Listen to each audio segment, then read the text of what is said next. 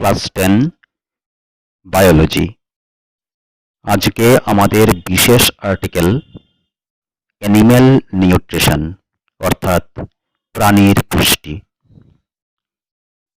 গত ক্লাসে আমরা প্রাণীর পুষ্টির বিভিন্ন যে পর্যায়গুলি হয় সেইগুলি সম্পর্কে একটু আলোচনা করেছিলাম। আজকে আমরা হিউম্যান বডি তথা মানবদেহে সেই পর্যায়গুলি কিভাবে সম্পন্ন হয় সেইগুলি বিস্তারিত আলোচনা করব। খুব ইন্টারেস্টিং এবং খুব গুরুত্বপূর্ণ একটা টপিক, বিশাল বড় টপিক। আজকে আমরা এই যে টপিকটা আছে সেটাকে পার্ট করে আলোচনা করব। আজকে শেষ হবে না, আশা করি 2-3টে ভিডিওতে এগুলি শেষ করে দিতে পারবো। তো আমরা যে পর্যায়গুলি দেখেছিলাম, সেই অ্যানিম্যাল নিউট্রিশনের যে পর্যায়গুলি দেখেছিলাম সেইগুলি হচ্ছে ফিডিং, ডাইজেশন বা খাদ্য গ্রহণ, ডাইজেশন অফ ফুড বা খাদ্য পরিপাক, অ্যাবজর্পশন বা শোষণ, অ্যাসিমিলেশন বা আত্তীকরণ, ইজেশন বা বহিষ্করণ। এই যে পর্যায়গুলি আছে, দেখো প্রথম পর্যায়টা বললাম ফিডিং বা খাদ্য গ্রহণ। সেটা একদম সরল একটা প্রক্রিয়া।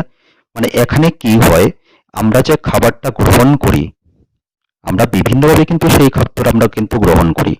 সেটাই হচ্ছে এখানে খাদ্য গ্রহণ। মানে আমরা বিভিন্নভাবে যে বিভিন্ন রকমের খাদ্য গ্রহণ করি, সেটা হচ্ছে প্রথম পর্যায় অর্থাৎ খাদ্য গ্রহণ। আমরা বলতে দেখো এখানে যারা মানুষ বা হিউম্যান বিং যারা আছে তারা কিন্তু হাতের মাধ্যমে খাদ্য গ্রহণ করে। যারা হাইড্রা থাকে, হাইড্রা, তারা কিন্তু তোমার কর্ষিকার সাহায্যে খাদ্য গ্রহণ করে। যারা এমিবা আছে ওরা ক্ষণপদ বা সিওডোপডিয়ার মাধ্যমে খাদ্য গ্রহণ করে। বার্ডস বা পাখি যারা আছে তারা বিক বা চঞ্চুর সাহায্যে খাদ্য গ্রহণ করে। ফ্রগ বা ব্যাং যারা, তারা আঠালো জিহ্বার সাহায্যে কিন্তু খাদ্য গ্রহণ করে থাকে। তো বিভিন্ন প্রাণীদের খাদ্য গ্রহণের যে প্রক্রিয়াটা আছে সেটা বিভিন্ন রকম হয়। এটাই হচ্ছে আমাদের খাদ্য গ্রহণ বা তোমার ফিডিং। নেক্সট আমাদের যে আর্টিকেল সেটা হচ্ছে ডাইজেশন অফ ফুড বা খাদ্য পরিপাক। সেটাই হচ্ছে সবচেয়ে গুরুত্বপূর্ণ বিষয়। দেখো খাদ্য পরিপাক মানে হচ্ছে ডাইজেশন অফ ফুড, মানে আমরা যে খাবারটা গ্রহণ করি সেটা অদ্রবণীয়, কঠিন, জটিল এরকম থাকে। এবার এই খাদ্যটাকে উৎসেচক বা এনজাইম কি করে সরল এবং তরল শোষণযোগ্য খাদ্যে পরিণত করে, কঠিনটাকে ভেঙে সরল করে দেয়। সরল করার ফলেই কিন্তু জীবদেহে তার শোষণ এবং আত্তীকরণ হয়। এই যে ব্যাপারটা আছে এটাকে আমরা বলবো ডাইজেশন অফ ফুড বা খাদ্য গ্রহণ। দেখো আমরা যে বিভিন্ন খাবার খাই, ভাত খাই, রুটি খাই, মাছ খাই, ডিম খাই, মাংস খাই, এগুলো তো আমরা যা খাবার খাই তা আমরা যখন খেয়ে ফেলি আমাদের বডির মধ্যে কিন্তু এইগুলিকে আমরা খুঁজে পাই না। পেয়েছো কি তোমরা তোমাদের বডির মধ্যে কোথাও মাংসের টুকরা, কোথাও মাছের টুকরা, এরকম কিন্তু আমরা পাই না। তার মানে বোঝা যায় ওই যে আমরা খাবারটা খেলাম তাকে এনজাইমে ভেঙে সরল খাদ্যে পরিণত করে আমাদের সেল বা কোষের মধ্যে সাপ্লাই দিয়েছে। বোঝা গেছে তাহলে? সেটা হচ্ছে ডাইজেশন অফ ফুড বা খাদ্য গ্রহণ। এই যে ডাইজেশন অফ ফুড বা খাদ্য গ্রহণ আছে সেটা কিন্তু বেসিক্যালি দুই রকমের হয়। একটা হচ্ছে ইন্টারসেলুলার বা অন্তঃকোষীয় পরিপাক, আরেকটা হচ্ছে এক্সট্রাসেলুলার বা বহিঃকোষীয় পরিপাক। ইন্টারসেলুলার বা অন্তঃকোষীয় এবং হচ্ছে এক্সট্রাসেলুলার বা বহিঃকোষীয়। দেখো অন্তঃকোষীয় পরিপাক বা ইন্টারসেলুলার যেটা, সেটা কিন্তু মনে রাখবে এককোষী প্রাণীদের মধ্যে হয়। এককোষী প্রাণীদের মধ্যে সেটা দেখা যায়। অর্থাৎ যাদের ক্ষেত্রে পৌষ্টিক নালী থাকে না, সেটা ভালো করে মনে রাখবে, যাদের ক্ষেত্রে পৌষ্টিক নালী থাকে না। পৌষ্টিক নালী সেটা আবার কি? সেটা হচ্ছে ডাইজেস্টিভ সিস্টেমের দুইটা প্রধান অংশ থাকে, একটা হচ্ছে পৌষ্টিক নালী, একটা হচ্ছে পৌষ্টিক গ্রন্থি। মানে নালীর মাধ্যমে সেই খাদ্যটা বিভিন্ন যে অঙ্গ থাকে, যেমন গ্রাসনালী, পাকস্থলী, ক্ষুদ্রান্ত্র, বৃহদান্ত্র, এইগুলির মাধ্যমে পরিপাকটা সম্পন্ন হয়। কিন্তু এককোষী প্রাণী যারা, তাদের কিন্তু এই পৌষ্টিক নালী নেই, সেজন্য তাদের যে খাদ্যের যে পরিপাকের যে পদ্ধতিটা, সেটা হচ্ছে অন্তঃকোষীয় পরিপাক বা ইন্টারসেলুলার ডাইজেশন। কোথায় দেখা যায় এগুলি? এককোষী প্রাণী বললাম, তাহলে অ্যামিবা লিখে দেবে, প্যারামিশিয়াম বলবে, স্পঞ্জ বলবে, এক্সেট্রা। এইরকম এককোষী প্রাণীদের মধ্যে দেখা যায় যাদের পৌষ্টিক নালী থাকে না। এবার হচ্ছে এক্সট্রাসেলুলার। তাহলে বেশ আগেই বুঝে নিলে তোমরা এটা। এক্সট্রাসেলুলার মানে হচ্ছে যাদের মধ্যে পৌষ্টিক নালী থাকে, যাদের মধ্যে পৌষ্টিক নালী থাকবে, পৌষ্টিক গ্রন্থি থাকবে, বিভিন্ন রকমের লালা গ্রন্থি থাকবে, যকৃৎ থাকবে, অগ্নাশয় থাকবে, আর যে পৌষ্টিক নালীর অংশগুলি যাকে বললাম সেইগুলি থাকবে। এইগুলির মাধ্যমে যাদের পরিপাক হয়ে থাকে, তারা হচ্ছে তাদেরকে বলা হচ্ছে, সেই সিস্টেমটাকে বলা হচ্ছে এক্সট্রাসেলুলার ডাইজেশন। কোথায় দেখা যায়? আমরা ফ্রগ বা ব্যাঙের মধ্যে দেখতে পাই, আর্থওয়ার্ম মানে কেঁচুর মধ্যে দেখতে পাই, ককরোচের মধ্যে দেখতে পাই, মানুষের মধ্যে দেখতে পাই। সব হচ্ছে এক্সট্রাসেলুলার, অর্থাৎ যাদের পৌষ্টিক নালী থাকে। একটা খুব ইন্টারেস্টিং পয়েন্ট মনে রাখবে, ইন্টারসেলুলার এবং এক্সট্রাসেলুলার এই দুই ধরনের পরিপাকই দেখা যায় এইরকম কিন্তু একটা প্রাণী আছে, সেটা হচ্ছে হাইড্রা। মনে রাখবে, হাইড্রা, যার মধ্যে ইন্টারসেলুলার এবং এক্সট্রাসেলুলার মানে দুই রকমের পরিপাকই আমরা দেখতে পাই। এটা হচ্ছে তোমার ডাইজেশন অফ ফুডের যে বেসিক প্রিন্সিপালটা। এবার দেখো মানুষের মধ্যে ডাইজেশনটা কিভাবে হচ্ছে, সেটাই আমরা আসল টপিকে চলে আসলাম, যে মানুষের মধ্যে ডাইজেশনটা কিভাবে হচ্ছে। মানুষের মধ্যে ডাইজেশনটা হচ্ছে, দেখো ডাইজেশন বলতে আমরা কিন্তু বিভিন্ন রকমের খাবার খাই, কার্বোহাইড্রেট খাই, প্রোটিন খাই, ফ্যাট খাই। এই তিনটা কিন্তু মেইন খাদ্য আমরা খাই। আমরা কিন্তু আগের ভিডিওতে এগুলি নিয়ে আলোচনা করেছিলাম, যারা দেখোনি তারা অবশ্যই ওই ভিডিও অবশ্যই দেখবে। তো এখানে আমরা দেখো digestion of food in man মানে হচ্ছে মানুষের মধ্যে যে খাদ্যের যে পরিপাক পদ্ধতি, সেটা আমাদের শরীরার্থে আমরা দেখো এটাকে তিনটা পর্যায়ে ভাগ করে নেই। মাউথ ক্যাভিটি বা মুখগহ্বরের মধ্যে আমাদের খাদ্যের কি পরিপাক হচ্ছে, স্টমাক মানে digestion of food in stomach মানে আমাদের পাকস্থলীর মধ্যে কি খাদ্যের কিরকম পরিপাক হচ্ছে সেটা, digestion of food in intestine, obviously small intestine, আমরা আজ থেকে মনে রাখবো ক্ষুদ্রান্ত্রের মধ্যেই বেশিরভাগ পরিপাকটা হয়। লার্জ ইন্টেস্টাইন যেটা, অর্থাৎ অন্ত্র বা ইন্টেস্টাইন যেটা, সেটার দুটো পার্ট থাকে, একটা হচ্ছে লার্জ ইন্টেস্টাইন আর একটা হচ্ছে স্মল ইন্টেস্টাইন। মনে রাখবে, স্মল ইন্টেস্টাইনের মধ্যে ডাইজেশনটা সম্পন্ন হয়। তাহলে digestion of food in intestine অর্থাৎ স্মল ইন্টেস্টাইন, সেই তিনটা পর্যায়ে কিন্তু আমরা ভালোভাবে এখানে জানবো। সো প্রথম যে আমাদের বলেছিলাম যে প্রথম যে ডাইজেশনের যে পর্যায়টা আছে, সেটা হচ্ছে digestion of food in mouth cavity, অর্থাৎ মুখগহ্বরে খাদ্যের পরিপাক। আজকে আমরা শুধু এটা নিয়েই আলোচনা করব, digestion of food in mouth cavity, কারণ না হলে ভিডিওটা বহুত বড় হয়ে যাবে।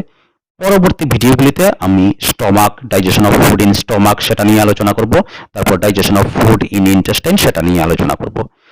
সো এখন আমাদের আলোচনার মুখ্য বিষয় হচ্ছে digestion of food in mouth cavity, অর্থাৎ মুখবিবর বা মুখগহ্বরে খাদ্যের পরিপাক।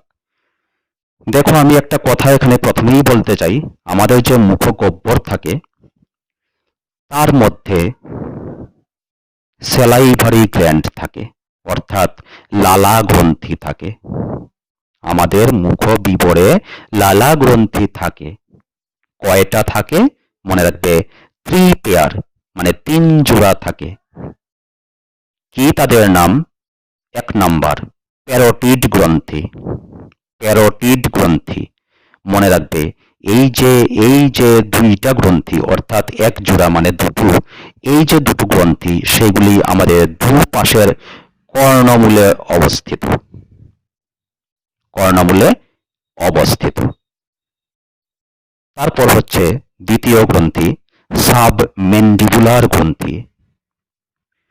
সেটা নিচের যে চোয়াল থাকে, জো থাকে, নিচের চোয়ালের মেঝের দুপাশে অবস্থিত, সেটা মনে রাখবে। নেক্সট নাম্বার 3 সাবলিঙ্গুয়াল গ্রন্থি। সেটা আমাদের যে টাং বা জিহ্বা থাকে তার তলদেশে উপস্থিত। এই হচ্ছে আমাদের 3 পেয়ার অফ স্যালাইভারি গ্ল্যান্ড, অর্থাৎ 3 জোড়া লালা গ্রন্থি। তাদের অবস্থানটাও আমি তোমাকে বলে দিলাম।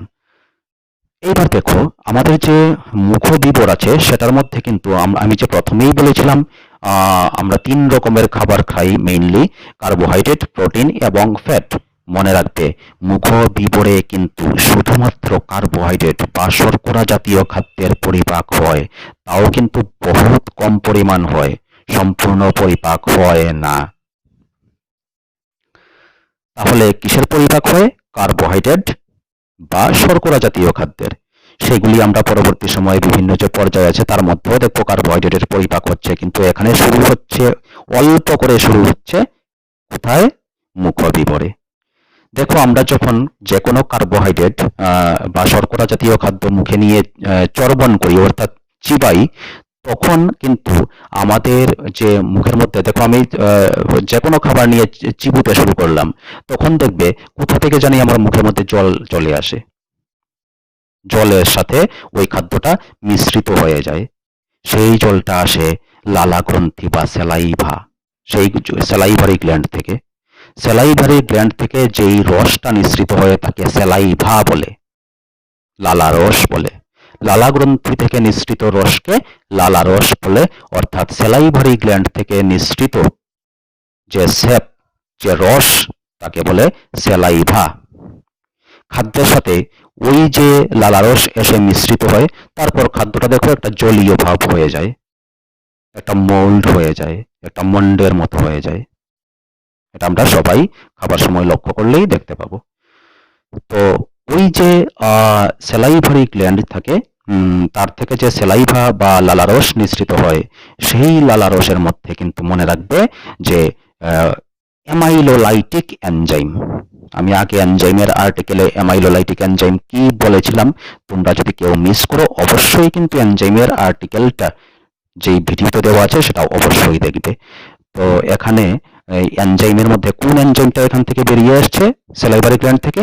অ্যামাইলোলাইটিক এনজাইম, অর্থাৎ যারা কার্বোহাইড্রেটকে ভাঙতে পারে, বিশ্লিষ্ট করতে পারে, সেই এনজাইম। মনে রাখবে অ্যামাইলোলাইটিক এনজাইম যারা স্যালাইভার মধ্যে থাকে তারা স্পেশালি 2 রকমের থাকে। একটা হচ্ছে টায়ালিন, একটা হচ্ছে মল্টেজ। দুটো অ্যামাইলোলাইটিক এনজাইম থাকে স্যালাইভাতে, অর্থাৎ মুখগহ্বরে বা বিবরে যে খাদ্যের পরিপাক হয় সেখানে 2 প্রকার এনজাইম, টায়ালিন এবং মল্টেজ থাকে। কোন ধরনের এনজাইম? তারা অ্যামাইলোলাইটিক এনজাইম। অ্যামাইলোলাইটিক এনজাইম মানে কি? তারা কার্বোহাইড্রেটকে, অর্থাৎ শর্করা জাতীয় খাদ্যকে ভেঙে সরল খাদ্যে পরিণত করতে পারে। সো এখানে এই দুটো এনজাইম ছাড়াও আরেকটা স্পেশাল এনজাইম থাকে, খুব স্পেশাল, ভেরি স্পেশাল, মনে রাখবে। সেটা হচ্ছে লাইসোজাইম। লাইসোজাইম সেটা কি করে? সেটা হচ্ছে মাইক্রোবস, অর্থাৎ আণুবীক্ষণিক জীবকে ধ্বংস করে। আমরা যখন খাদ্য গ্রহণ করি তখন বিভিন্ন রকমের আণুবীক্ষণিক জীব আমাদের মুখগহ্বরে চলে যায়, সেই আণুবীক্ষণিক জীবগুলিকে ধ্বংস করে কিন্তু লাইসোজাইম। সেটা খুব গুরুত্বপূর্ণ শর্ট কোশ্চেন, অবশ্যই তোমরা মনে রাখবে। এইবার দেখো খাদ্য আমরা যেটা কার্বোহাইড্রেট জাতীয় খাদ্য যেটা খেলাম, যেটা আমরা মুখের মধ্যে চর্বণ করছি, সেই খাদ্যটাকে এনজাইম অ্যাকশন, মানে এনজাইমটা কি কাজ করে, কিভাবে করে, কি করে, তারা রেজাল্ট কি, ওই যে কার্বোহাইড্রেটটাকে তারা কি করে? এই যে টায়ালিন এবং মল্টেজ বললাম, টায়ালিন এবং মল্টেজ বললাম, এই দুটো এনজাইম কিন্তু কাজ করে সেই কার্বোহাইড্রেটকে ভাঙার জন্য। টায়ালিন মনে রাখবে, সে বয়েল করা যে স্টার্চ থাকে বা শ্বেতসার থাকে, সেদ্ধ করা যে শ্বেতসার থাকে, তাকে ভেঙে মল্টোজে পরিণত করে দেয়। টায়ালিন কি করে? শ্বেত শ্বেতসারকে বিশ্লিষ্ট করে মল্টোজে পরিণত করে দেয়। তাহলে বোঝা গেল টায়ালিনের কাজটা কি। এইবার দেখো মল্টেজ যে এনজাইমটা আছে, কত ইন্টারেস্টিং ব্যাপার লক্ষ্য করো। মল্টেজ যে এনজাইমটা আছে সে কি করে মল্টোজকে ভেঙে গ্লুকোজে পরিণত করে দেয়। একটা কথা আমি তোমাকে বলি, আমাদের ব্লাডের মধ্যে কার্বোহাইড্রেট যেটা পৌঁছায় সেটা কিন্তু গ্লুকোজ, মল্টোজ, গ্যালাক্টোজ, ল্যাকটোজ কোনো কিছু না, শুধু গ্লুকোজ কিন্তু পৌঁছায়, সেটা মনে রাখবে। তো ওই গ্লুকোজে কনভার্ট করে কে এখানে মুখগহ্বরের মধ্যে, সেটা হচ্ছে মল্টেজ। তাহলে আমি আবার রিপিট করি এই জায়গাটা, টায়ালিন সে কি কাজ করে? সে শ্বেত শ্বেতসারকে মল্টোজে পরিণত করে। মল্টেজ সে কি কাজ করে? মল্টোজ যে আছে সেটাকে ভেঙে বিশ্লিষ্ট করে গ্লুকোজে পরিণত করে দেয়। এই হচ্ছে আমাদের digestion of food in mouth cavity, অর্থাৎ অর্থাৎ আমাদের মুখবিবরে বা মুখগহ্বরে খাদ্যের কিভাবে পরিপাক হয়। তাহলে আমরা এটা দেখলাম যে কিভাবে হয়। খুব ইন্টারেস্টিং, তোমরা একটু মনোযোগ দিয়ে এইগুলি দেখবে, আদারওয়াইজ বইগুলি একটু ফলো করবে। আমি আশা করি বই ফলো করবে, অবশ্যই করবে, কিন্তু আমার এই কথাগুলি শোনো, তোমাদের বহুত বহুত উপকারে আসবে। সো আজকে আমাদের এখানেই আর্টিকেলটা শেষ। আমরা নেক্সট যে আর্টিকেল, সেটা আমরা আর্টিকেল বলতে হচ্ছে আমাদের মাত্র একটা স্টেপ শেষ হলো এখানে, digestion of food in mouth cavity. তাহলে নেক্সট আমরা কি নিয়ে আলোচনা করব? Digestion of food in stomach, অর্থাৎ খাদ্যটা পাকস্থলীতে কিভাবে পরিপাক হয়। মাত্র কার্বোহাইড্রেট আমি শুরু করলাম, আরো প্রোটিন, ফ্যাট, অনেক খাদ্য কিন্তু রয়ে গেছে, বহুত ইন্টারেস্টিং। তোমরা অবশ্যই নেক্সট ভিডিওটাও ফলো করবে, আমি দিয়ে দেবো এর মধ্যে ভিডিওটা। তো ধন্যবাদ তোমাদের সবাইকে ভিডিওটা দেখার জন্য এবং শোনার জন্য। যদি ভালো লেগে থাকে অবশ্যই লাইক করবে, কমেন্ট করবে এবং সাবস্ক্রাইব করবে। ধন্যবাদ সবাইকে।